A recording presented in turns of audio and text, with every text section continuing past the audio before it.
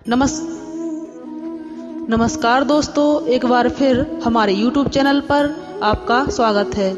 मैं संध्या राजपूत, हिंदी प्रवक्ता, Pahalwan Guruddin group of college Panari Lalitpur. दोस्तों, मेरा आपसे विनम्र आग्रह है, यदि मेरा वीडियो पसंद आता है तो हमारे चैनल को लाइक, शेयर और सब्सक्राइब जरूर कीजिए। दोस्तों, आज हम एक ऐसे कवि के बारे में चर्चा करने जा रहे हैं जिसने श्री कृष्ण की भक्ति में डूबकर यथासंभव उनके चरित्र का बखान करने का सफल प्रयास किया है। यूँ तो श्री कृष्ण के चरित्र का वर्णन करना हम अज्ञानियों के बस की बात नहीं है, लेकिन कुछ सूरदास जी जैसे बिरले ही उनके चरित्र का अंश मात्र कहने में सफल हुए हैं। तो भक्ति काल की सगुण काव्यधारा की श्री कृष्ण भक्ति शाखा के प्रतिनिधि कवि सूरदास जी का जन्म सन 1478 में आगरा के मथुरा जाने वाली सड़क पर स्थित रुनकता नामक गांव में हुआ था। लेकिन कुछ विद्वान उनका जन्म स्थान सीही नामक ग्राम को मानते हैं। उनके पिता का नाम पंडित रामदास सारस्वत था। सूरदास बड़े होकर गऊ घाट पर रहने लगे। वे महाप्रभु बल्लभाचार्य के शिष्य थे। बल्लभाचार्य जी के पुत्र गोस्वामी विट्ठलनाथ ने श्रीनाथ जी का अष्टप्रहर कीर्तन करने के लिए 8 प्रसिद्ध कवियों को नियुक्त किया, जिन्हें अष्टछाप के कवियों के नाम से जानते हैं। तो दोस्तों, अष्टछाप के कवियों में सूरदास जी उनमें से शीर्ष स्थान पर थे। आगे चलकर श्रीनाथ जी के मंदिर में कीर्तन करने लगे। सूरदास जी के जन्मांश मानने के संबंध में विद्वान एक मत नहीं है। कुछ विद्वानों का मानना है कि सूरदास जी जन्मांध थे, केवल उनके हृदय के पट ही खुले हुए थे, जो सांसारिक दर्शन और प्रभु के दर्शन करने के लिए सुलभ थे। लेकिन कुछ विद्वानों का मानना है कि सूरदास जी जन्मांध नहीं थे, बल्कि उन्होंने अपने हाथों से ही अपने नेत्रों को बंद कर लिया था। दोस्तों, एक कहावत है या एक युक्ति है जिसके बारे में मैं कहना चाहूँगी। हुआ क्या कि जब सूरदास जी की श्रद्धा और भक्ति से प्रसन्न होकर श्री कृष्ण ने उनको प्रत्यक्ष दर्शन दिए, तो सूरदास जी की इच्छा थी कि वो अपने नेत्रों को बंद करने से पहले इस संसार की सबसे सुंदर प्रतिमूर्ति को अपनी आंखों के समक्ष देखें। और श्री कृष्ण के अलावा इस संसार में कोई भी इतना सुंदर और इतना पुण्यशाली कृत पुरुष या कोई देवता नहीं था। तो उन्होंने श्री कृष्ण को पूर्ण रूप से देखकर, उनके प्रत्यक्ष दर्शन करके उन्होंने अपनी आंखों को उसी समय अपने हाथों से ही फोड़ लिया और अपने नेत्रों को सदैव के लिए दृष्टिहीन कर दिया। दोस्तों, इस प्रकार से कई विद्वानों का अलग अलग मत है कि सूरदास जी जन्म से अंधे थे, या उन्होंने अपने हाथों से अपने नेत्र बंद किए, या कोई और अन्य कारण। इस प्रकार से फिर क्या होता है कि श्रृंगार और वात्सल्य के सम्राट महाकवि सूरदास जी कई विद्वानों के साथ रहकर बैठकर कीर्तन भजन करने लगे और अपने ग्रंथों का शुभारंभ कर दिया। और इस प्रकार से सूरदास जी का गोलोकवास मथुरा के निकट पारसौली नामक ग्राम में सन 1583 में हुआ। इस प्रकार से अब हम आगे बढ़ते हैं उनके साहित्यिक व्यक्तित्व एवं कृतित्व के समक्ष। जन्मजात काव्य प्रतिभा के धनी सूरदास ने दास्य एवं सख्य भाव की भक्ति को अपनाया। उन्होंने मुक्तक पद रचना करते हुए अष्टछाप के कवियों में अपना नाम शीर्ष स्थान पर बनाते हुए विशिष्ट काव्य प्रतिभा का परिचय दिया। उन्होंने सरस और सरल पद रचना के साथ कुछ कूट पद भी रचे। उनके द्वारा लिखे गए ग्रंथों की संख्या के विषय में पर्याप्त मतभेद हैं। कोई 19 मानता है, तो कोई 16, तो कोई 7, तो कोई 5। किंतु उनकी कृतियों में से अब तक हमें सूरसागर, सूरसारावली और साहित्य लहरी ही प्राप्त हुई हैं। सूरसागर में श्री कृष्ण लीला, गोपी प्रेम, मथुरा गमन, गोपी ब्रह, उद्धव गोपी संवाद आदि का विशद वर्णन है। सूरसारावली सूरसागर का एक संक्षिप्त संस्करण है और साहित्य लहरी कवि के दृष्टिकूट पदों का संग्रह। सूरदास जी ने अपने सूर सागर में लगभग 1.25 लाख पदों का संग्रह किया है, किंतु अभी तक हमें 7,000 पद ही प्राप्त हुए। दोस्तों, सूर भक्ति काल की कृष्ण भक्ति शाखा के सर्वोच्च कवि हैं, अतः उनके काव्य में श्री कृष्ण की भक्ति के साथ साथ कृष्ण के लोकमान्य रूप का मनोहर चित्रण पाया जाता है। उनके काव्य में भाव और कला का अद्भुत समन्वय हुआ है। भाव पक्ष जितना सजीव और मार्मिक एवं हृदय स्पर्शी है, उतना ही कला पक्ष सशक्त और प्रभाव उत्पादक है।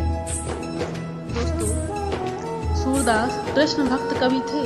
वल्लभाचार्य जी के संपर्क में आने से पूर्व उनकी भक्ति में दास भावना विद्वान थी। उनमें निवेदन, करुणा, दीनता, याचना, दीनता आदि के भी भाव पहले से ही विद्वान थे। जैसे कि उनकी एक पंक्ति से पता चलता है, मेरा मन अनंत कहाँ सुख पावे, या अब के राख ले भगवान। ऐसे पदों में दास भाव से प्रेरित थे।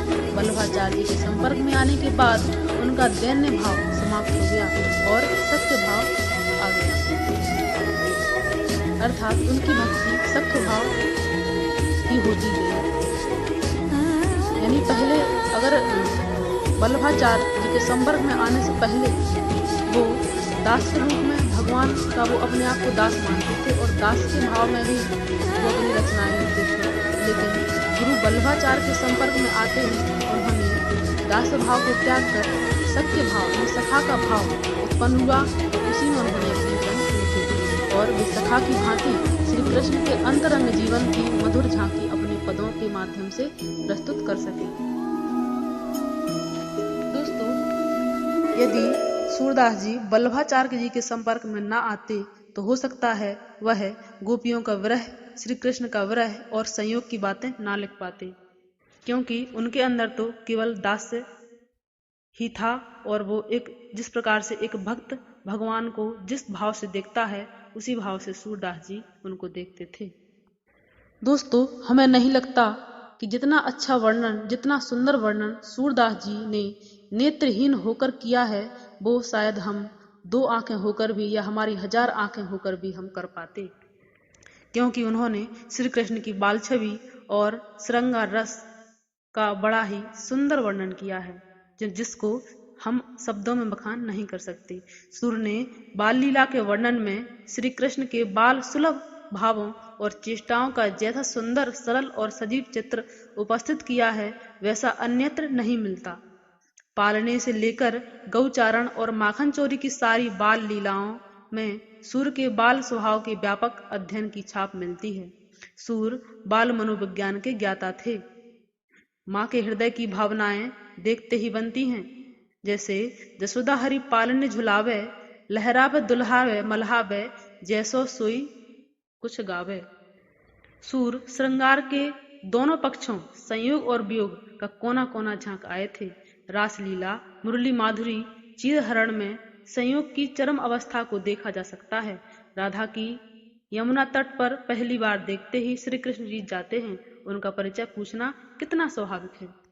कहा है, बूझत श्याम कौन तू गोरी, कहाँ रहत काकी तू बेटी, देखी नाह कभू ब्रज खोरी। किंतु यहीं कृष्ण गोपियों को बिलखता छोड़ मथुरा चले जाते हैं। गोपियों का विरह दुख दिन दूना रात चौगुना बढ़ जाता है।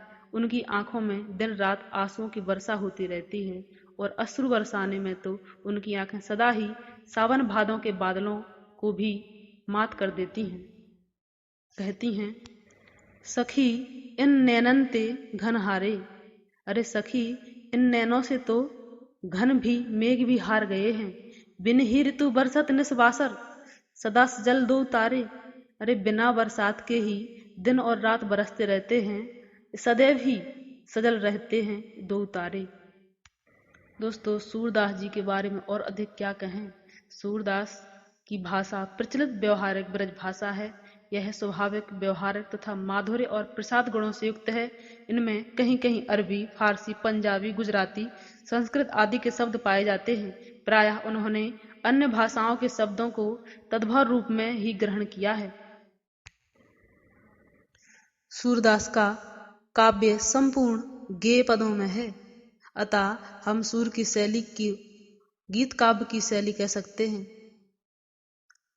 हमें उनकी रचनाएं इस शैली के 3 दृष्टिगोचर होते हैं। पहला तो विनय तथा भक्ति के पदों में जहाँ कवि अपने हृदय की भावनाओं को अपने भगवान के सामने रखता है, यह शैली बड़ी ही भाव व्यंजक तथा प्रवाहपूर्ण है।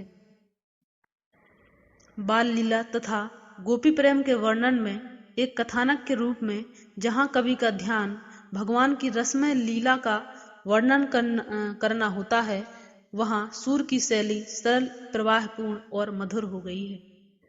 दोस्तों, संस्कृत साहित्य में जो स्थान आदि कवि वाल्मीकि जी का है, वही स्थान ब्रजभाषा साहित्य में सूरदास जी का। सूरदास एक भावुक कवि, एक सच्चे भक्त, अनुशासित सेवक, सरल हृदय और निर्भीक संत पुरुष थे। सूरदास जी के बारे में किसी ने ठीक ही कहा है कि किधो सूर को सर लग्यो, किधो सूर की पीर, किधो सूर को पद लग्यो, वेद्यो सकल शरीर, वेद्यो सकल शरीर। दोस्तों, यदि आपको हमारा वीडियो पसंद आता है तो प्लीज लाइक, शेयर और सब्सक्राइब जरूर कीजिए। धन्यवाद।